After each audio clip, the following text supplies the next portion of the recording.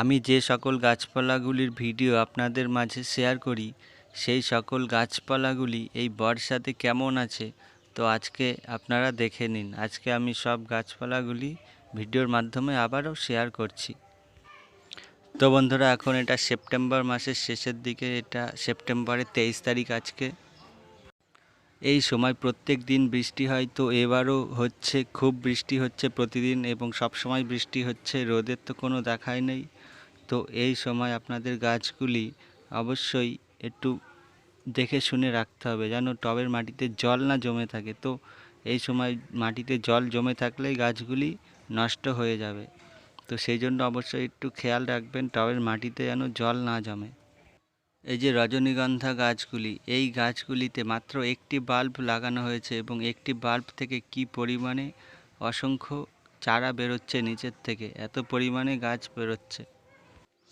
আমি একটি ভিডিওতে দেখিয়েছিলাম যে একটি ফুল গাছের ডাল ভেঙে এনে বসিয়ে দিলাম এবং বললাম যে এই গাছটি যে কোনো জায়গায় বসিয়ে দিলে বেঁচে যাবে। তো সেই ডালটি এইটি, তো এইটি দেখুন বেঁচে গেছে, এটি আর মরবে না, এরকম এটি আর মরার চান্স নেই, একদম বেঁচে গেছে।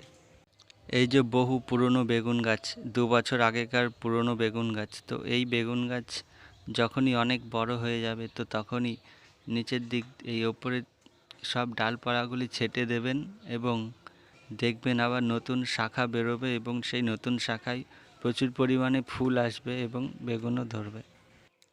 তো ডালগুলি ছেঁটে দেওয়ার পরে অবশ্যই এই গাছে আবার খাবার দিতে হবে। খাবার দেবেন খুব তাড়াতাড়ি, শাখা প্রশাখা বেরিয়ে যাবে এবং ফুলও চলে আসবে। তো এই যে কুল গাছ, তো এই কুল গাছেরও আমি ভিডিও করেছিলাম এবং এই সময় কুল গাছের ফুলে অবশ্যই কীটনাশক স্প্রে করতে হবে। তো আমি এই ফুলে একবারই কীটনাশক স্প্রে করেছিলাম আর একবার মিরাকুলান স্প্রে করেছিলাম। তো অবশ্যই আপনারা মিরাকুলান এবং কীটনাশক স্প্রে করে রাখবেন, তাহলে এই ফুল থেকে ফুল ঝরবে না এবং কুল অবশ্যই হবে। তো এই সময় যেহেতু একটু পটাশের প্রয়োজন আছে, সেই জন্য আমি এই কুল গাছের গোড়ায় কিছু ডিমের খোসা গুঁড়ো করে দিয়ে দিয়েছি। তো এতে পটাশের ঘাটতিটা পূরণ হয়ে যাবে।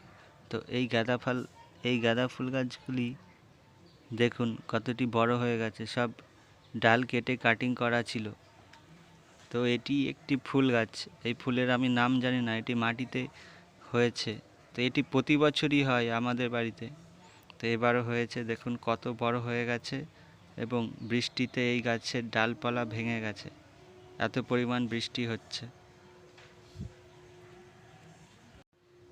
তো এই চারা বেগুন গাছগুলোর ভিডিও কয়েকদিন আগেই করেছিলাম, বেগুনের কাটিং। তো এই গাছগুলির ডগা কেটে দিয়েছিলাম, তো এখনই দেখুন 2 দিন হয়েছে, এখনই শাখা প্রশাখা বেরোনো শুরু হয়ে গেছে। তো শাখা অবশ্যই বেরোবে, এর জন্য আপনাকে গাছে ভালো খাবার দিতে হবে। এই যে কিছু শসা গাছ আছে, শসার বীজ আমি অনেকই পুঁতেছিলাম কিন্তু বেশি হয়নি, অল্পই হয়েছে। এই যে রজনীগন্ধার একটি স্টিক বেরিয়েছে আর বাদবাকি গাছ এখনও ছোট আছে, বড় হয়নি। তো বড় হলে আশা করছি সব গাছেই রজনীগন্ধা পাবো। তো এইটি নয়নতারা, সাদা নয়নতারা ফুল। এই জবা গাছটিকেও ভিডিও করেছিলাম। এই জবা গাছটি দেখুন, এই জবা গাছগুলি দেখুন, এই জবা গাছটির ফুল এত বড় হয়, এক হাতের থেকেও অনেক পরিমাণে বড়। এই চন্দ্রমল্লিকা গাছগুলিরও ভিডিও করেছিলাম, ভিডিও আছে, পারলে দেখে নেবেন। তো এই টগর ফুল গাছ এবং এই জবা গাছটি মাটিতে আছে এবং মাটিতে ভালো পরিচর্যা করা হয়নি, সেই জন্য এই ফুলের সাইজ আর ওই টবের গাছের ফুলের সাইজের মধ্যে অনেক পার্থক্য আছে। এর থেকে টবের ফুলের সাইজটা অনেক বড় হয়েছে। এই যে লক্ষ্মী জবা ফুলেও প্রচুর পরিমাণে কুঁড়ি প্রতিদিন হয় এবং প্রচুর পরিমাণে ফুলও প্রতিদিন পাওয়া যায়। এগুলি দেশি জবা ফুল, আমি প্রায় জবা ফুলেরই ডাল কেটে কাটিং করে বসিয়েছিলাম। তো এই জবাগুলিও ডাল কেটে কাটিং করে বসানোই। এগুলো বেশি দিনের গাছ না, এগুলো 4-5 মাস হচ্ছে এই গাছগুলি ডাল কেটে বসানো ছিল এবং আজকে এত বড় হয়ে গেছে। মোট এই গাছের বয়স 6 মাস। তো প্রায় দিনই দুটো একটা করে ফুল ফুটছে। তো তো এই গাছগুলি বেশি বড় টবে বসানো হয়ে গেছে, এটি একটি ভুল করে ফেলেছি। তো এই গাছগুলি ছোট টবে বসানো উচিত ছিল। এগুলো গাঁদা ফুল গাছ, এগুলো 12 মাসই ফুল পাওয়া যায়। এগুলো আমাদের বাড়িতে মাটিতেই আছে। তো এখান থেকে আমি গাঁদার ডাল কেটে কেটে কাটিং করছি। তো পর্তুলিকা, টাইম ফুল গাছগুলিও সব ছেটে দিয়েছি, দেখে নিন। এই গাছটিতে 12 মাস ফুল হয়। এই গাছটির নাম জানতাম না, তো আমি ভিডিও আপলোড করেছিলাম এবং ওই ভিডিওতে কমেন্ট এসছে যে এই গাছের নাম হচ্ছে জুঁই ফুল, জুঁই গাছ।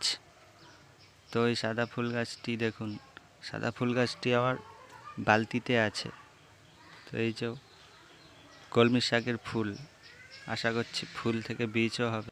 তো বন্ধুরা, এতক্ষণ রোদ ছিল না তাই ভিডিও করছিলাম। তো এখন প্রচুর পরিমাণে রোদ চলে আসলো। তো এই রোদের জন্য আর ভিডিও করতে পারলাম না। তো আজকের ভিডিওটি এখানে শেষ করলাম। সবাই ভালো থাকবেন, সুস্থ থাকবেন।